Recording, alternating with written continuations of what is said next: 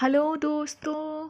तो पॉलिटी के इस सीरीज़ में आप लोगों का बहुत बहुत स्वागत है। पिछले लेक्चर में हम लोगों ने सेंटर और स्टेट रिलेशंस का पार्ट 2 देख लिया था। आज हम लोग स्टार्ट करने वाले हैं part 3 of our centre and state relationships. ठीक है, तो सेंटर एंड स्टेट रिलेशनशिप में आज हम लोग 3 तरह की एमरजेंसीज़ को देखेंगे। वो 3 एमरजेंसीज़ क्या है? नेशनल इमरजेंसी, प्रेसिडेंट्स रूल और फिनेंशियल इमरजेंसी। नाउ ये तीनों इमरजेंसीज हम लोग एक अलग chapter which is emergency provisions उसमें बहुत अच्छे से पढ़ेंगे। फिर भी मैं यहाँ पे आपको थोड़ा सा इंट्रो दे दूँगी। ठीक है, तो देखिए नेशनल इमरजेंसी आर्टिकल 352 के तहत लगाई जाती है। ठीक है, अब we are talking about national emergency. ये किसके आर्टिकल के टूवर्ड्स लगाई जाती है? ये article 352 of the Indian constitution के तहत लगाई जाती है। अभी तक जब से इंडिया आज़ाद हुआ है तब से नेशनल इमरजेंसी 3 बारी लगाई जा चुकी है। तो नेशनल इमरजेंसी कितनी बार लगाई गई है? ये 3 टाइम्स हमारे देश में लगाई गई है under article 352। 352 explicitly deals with national emergency. ठीक है, नेशनल इमरजेंसी के टाइम पे क्या होता है? स्टेट को सेंटर डायरेक्शंस दे सकती है काम करने के लिए। अब बहुत लोग इसे मिस इंटरप्रेट कर देते हैं कि स्टेट गवर्नमेंट सस्पेंड हो जाती है। तो देखिए ऐसा नहीं है, स्टेट गवर्नमेंट सस्पेंड नहीं होती है। ठीक है, ऐसा नहीं कि स्टेट गवर्नमेंट अब फंक्शन ही नहीं करेगी। अरे भाई नेशनल इमरजेंसी स्टेट का फंक्शन बन करके क्या ही कर लोगे? तो स्टेट सस्पेंड नहीं होता है। क्या होता है कि सेंटर स्टेट्स को डायरेक्शंस दे सकता है and the state is liable to act according to the directions given by the centre. I hope this is clear. Please, this is a very good MCQ। बहुत लोग गलती करके आएंगे। You are watching me here, don't make this mistake. States government is not suspended, उनका working बंद नहीं होता है। बस क्या हो जाता है कि सेंटर स्टेट्स को डायरेक्शंस देता है and the state is obliged to work according to that directions. President's rule. President's rule article 356 के तहत लगाया जाता है। National emergency 352, president's rule of the Indian constitution article 356 के तहत। अब प्रेसिडेंट रूल ना हर साल 1-2 बार लगी जाती है। ठीक है, तो आपको अब याद करने का ज़रूरत नहीं। ये इतनी बार लगी है कि आपको याद करने की ज़रूरत ही नहीं है। मल्टीपल टाइम्स, बहुत बार लगी है। ठीक है, प्रेसिडेंट्स रूल कब लगाया जाता है? प्रेसिडेंट्स रूल तब लगाया जाता है जब जो स्टेट होता है वो सेंटर का किसी डायरेक्शंस को कंप्लाई नहीं कर पाता है। मतलब सेंटर को उन्होंने कुछ कहा, मतलब सेंटर ने स्टेट्स को कुछ कहा कि देखिए ऐसा ऐसा कम्युनिकेशन लाइंस बैठाना है और माइनॉरिटीज़ के लिए ऐसा ऐसा काम करना है स्टेट में, तो प्लीज़ इसको ज़रा देख लीजिएगा। अब स्टेट वो कर ही नहीं पाया, तो स्टेट क्या हो गया? फेल कर गया to work in accordance with the directions given by the centre और work in accordance with the provisions of the constitution. तो क्या हो जाएगा यहाँ पे? The state government will be suspended. यहाँ पे प्रेसिडेंट्स रूल में स्टेट गवर्नमेंट सस्पेंड हो जाता है और जो पूरा पावर है वो प्रेसिडेंट के हाथ में आ जाता है और लॉ प्रेसिडेंट बनाते हैं in consultation with the parliament of India. President law नहीं बनाते हैं। This is also a good MCQ। Law president नहीं बनाने वाले स्टेट के लिए, वो पार्लियामेंट बनाता है, लेकिन रूल कौन करेगा वहाँ पे? प्रेसिडेंट रूल करेंगे। ठीक है, ये हो गया प्रेसिडेंट्स रूल। नेशनल इमरजेंसी के टाइम में state government not suspended, presidents rule के टाइम पे स्टेट गवर्नमेंट इज सस्पेंडेड। अब फिनेंशियल रूल। फिनेंशियल रूल हमारे देश में कभी नहीं लाई गई है।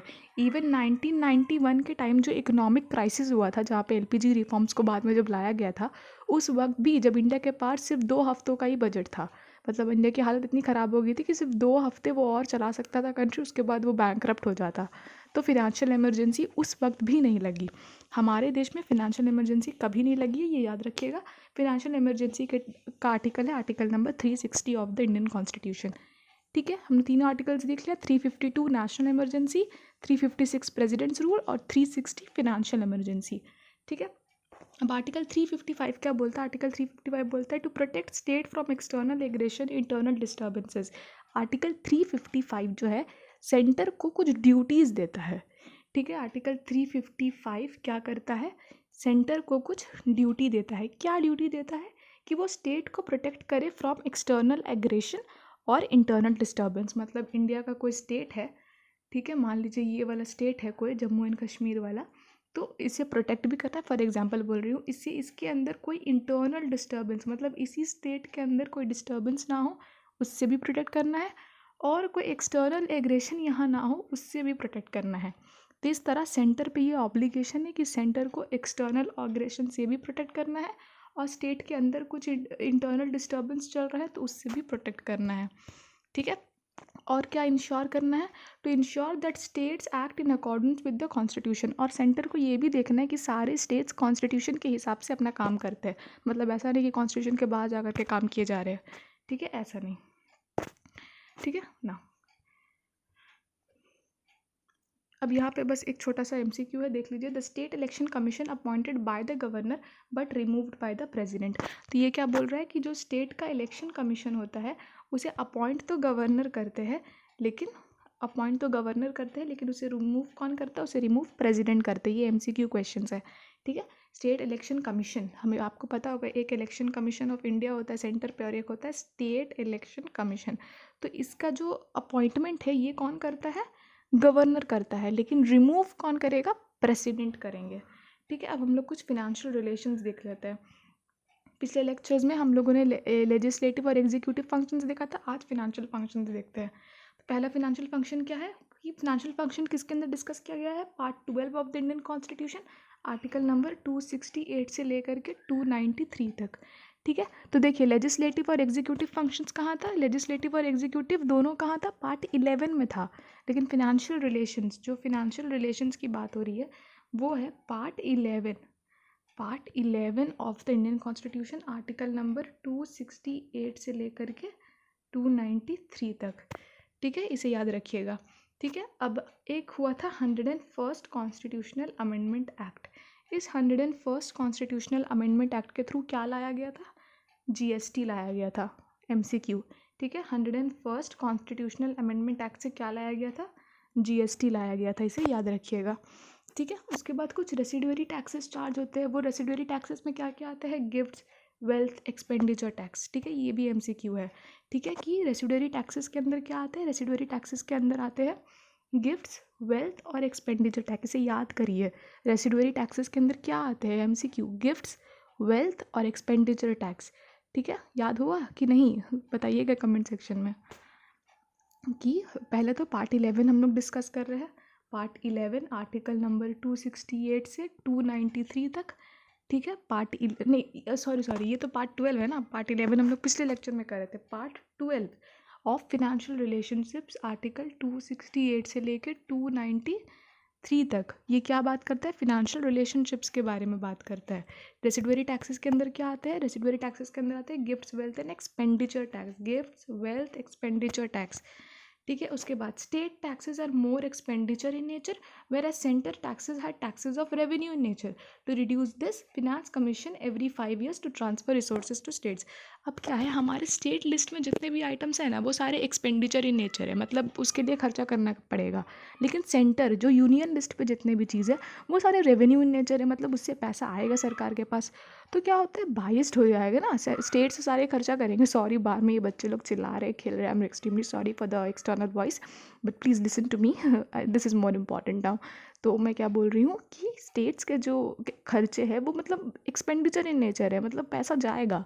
लेकिन सेंटर की लिस्ट में, जो यूनियन लिस्ट में जो चीज़ है उसके अंदर क्या है कि पैसा आएगा। तो ये तो बायस्ड हो गया कि स्टेट्स खर्चा करेगी और सेंटर कमाएंगी। तो इसीलिए क्या होता है, हर 5 साल में, एवरी 5 year, एक फिनेंस कमीशन बैठाई जाती है। क्यों बैठाई जाती है, to see the distribution of money between the centre and the states. तो सेंटर एंड स्टेट्स के बीच में जो पैसा है, जो मनी है, जो रिसोर्सेज है, वो अच्छे से डिस्ट्रीब्यूट हो जाए, उसके लिए क्या होता है, हर 5 साल में, एवरी 5 year, क्या किया जाता है, एक फिनेंस कमीशन को बैठाया जाता है। ये फिनेंस कमीशन चेक करती है कि सारा जो रिसोर्सेज है वो सब सेंटर और स्टेट्स के बीच में इक्वली डिस्ट्रीब्यूटेड है, ठीक है। अब एक कॉन्सेप्ट है डिवीजन पूल का। डिवीजन पूल क्या होता है, division pool is a portion of tax revenue which is distributed between centre and state except cess and surcharges. तो ये जो सेस और सस चार्जेस है ये हम लोग अच्छे से पढ़ेंगे बाद में। ये कुछ नहीं होता, एक तरह का टैक्स ही होता है। अगर आप शॉर्ट में जानना चाहते हैं कि सेस एंड सस चार्जेस क्या होते हैं, तो वो एक तरह का टैक्स ही होता है। तो जो डिवीजन पूल वाला कॉन्सेप्ट है, इस डिवीजन पूल वाले कॉन्सेप्ट के थ्रू ये बोला गया कि जो रेवेन्यू जो डिस्ट्रीब्यूट होगा सेंटर और स्टेट में, उसमें मतलब वो पार्ट ऑफ रेवेन्यू डिस्ट्रीब्यूट होगा, मतलब सब कुछ डिस्ट्रीब्यूट होगा except cess and surcharges. Did you got confused my friends, please don't be, let me explain it again. मैं क्या बोल रही हूँ, डिवीजन पूल क्या होता है, ठीक है। We are talking about division pool, division pool होता है डिस्ट्रीब्यूशन ऑफ टैक्स रेवेन्यू, जो भी टैक्स कलेक्ट हुआ, जो भी टैक्स के थ्रू रेवेन्यू कलेक्ट हुआ, वो क्या हो जाता है, सेंटर और स्टेट्स के बीच में डिवाइड हो जाता है, except cess and surcharges. अब सेस और सस चार्ज का मतलब क्या होता है, सेस और सस चार्ज एक तरह का टैक्स होता है, ठीक है, एक तरह का वो भी टैक्स होता है और कुछ नहीं होता। जैसे कि अगर 10 रुपया किसी में टैक्स लगा है तो 1 रुपया सस चार्ज लग जाता है, ठीक है, तो एक तरह का वो भी टैक्स ही होता है। आपने किसी आइटम को 10 रुपये में ख़रीदा, उस पर 10 रुपये टैक्स पे किया, प्लस 1 और रुपया क्या दे दिया, सस चार्ज दे दिया, ठीक है, ये भी एक तरह का रेवेन्यू होता है गवर्नमेंट का। तो ये सेस और सस चार्ज जो है वो डिस्ट्रीब्यूट नहीं होता है, बाकी पूरा रेवेन्यू डिस्ट्रीब्यूट होता है, ठीक है। अब after 80th constitutional amendment act, corporate tax और कस्टम ड्यूटीज़ ये भी स्टेट्स के साथ शेयर होने लगे। पहले कॉरपोरेट टैक्स और कस्टम ड्यूटीज़ शेयर नहीं होते थे, लेकिन after 80th constitutional amendment act corporation tax और कस्टम ड्यूटीज़ ये दोनों चीज़ भी स्टेट्स के साथ शेयर होने लगे। This is a good MCQ, याद रखिएगा। 80th कॉन्स्टिट्यूशनल अमेंडमेंट के बाद ये शेयर होने लगा था, उससे पहले शेयर नहीं होता था, ठीक है। उसके बाद अब ये चीज़ मैंने आपको पहले बताया क्या कि 101st कॉन्स्टिट्यूशनल अमेंडमेंट एक्ट के थ्रू क्या लाया गया था, GST काउंसिल, GST रेजाइम को लाया गया था कि GST काउंसिल बैठाया जाएगा फॉर द डिस्ट्रीब्यूशन, और मतलब वो गुड्स एंड सर्विस टैक्स सारे टैक्सेस को एक करके एक टैक्स बना दिया गया था, GST। मतलब कितने सारे टैक्सेस थे पहले, बहुत, इनकम, ये टैक्स, वो tax, income tax, revenue tax, क्या क्या टैक्स था पहले, बाप रे, सबको कंबाइन करके एक सिंगल टैक्स में लेते आया, वो था GST। ये ये किस आर्टिकल को डिलीट करता है, ये डिलीट कर दिया आर्टिकल 268A को, ठीक है। GST जब लाया गया तो ये इसने किस आर्टिकल को डिलीट किया, इसने आर्टिकल 268A को डिलीट कर दिया और 92C एंट्री को भी डिलीट कर दिया, ठीक है। तो आप पूछोगे ऐड क्या किया था तब, एक आर्टिकल 279A ये ऐड हुआ था, ये आप बाद में पढ़ोगे, इधर है नहीं तो इसलिए मैंने बताया नहीं। आर्टिकल 279A इसे ऐड किया गया था, और हटाया क्या गया था वो देखिए, 268A इसे हटाया गया था, और एंट्री नंबर 92C इसे हटा दिया गया था जब GST रिजाइम को लाया गया था तब, ठीक है। अब GST 3 प्रकार की होती है, एक CGST, एक SGST, एक IGST। ना तीनों हम लोग समझ लेते हैं। मान लीजिए कि ये एक स्टेट है, इस स्टेट के अंदर कोई एक प्रोडक्ट था, ये यहाँ से इस जगह गया, ठीक है, वो प्रोडक्ट था 100 रुपीज़ का, और उस पर गवर्नमेंट चार्ज कर रही थी 18% टैक्स, ठीक है। तो जो 18% टैक्स था उसका आधा, ठीक है, जो 18% टैक्स था उसका आधा जाता है सेंटर के पास और आधा जाता है स्टेट के पास, मतलब 9 जाएगा सेंटर के पास, 9 जाएगा स्टेट के पास। तो जो सेंटर के पास गया उसे बोलते हैं CGST, और जो स्टेट के पास गया उसे बोलते हैं SGST, ठीक है। कोई एक गुड था, उस पर 18% टैक्स लगा, 18% टैक्स लगा तो वो आधा आधा डिवाइड हो जाता है सेंटर और स्टेट के बीच में। जो सेंटर के पास गया वो central goods and service tax, जो स्टेट के पास गया वो states goods and service tax.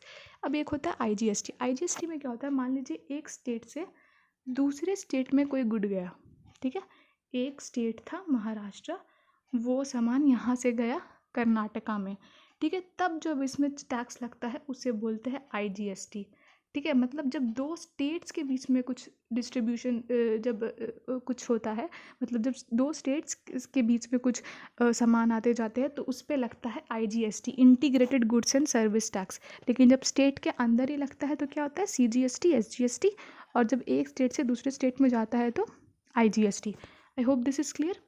In the next video, we'll see some other things about this GST Council and Finance Commission and all of those about cess and such charges and few articles as well. Till then, guys, revise this perfectly. Make your own notes, short notes, and revise it. We'll see that in the next lecture. If you loved the explanation, then please like the video and subscribe to my YouTube channel. You can tell me in the comment section if you want any changes in my teaching pattern. Take care, guys. Thank you so much.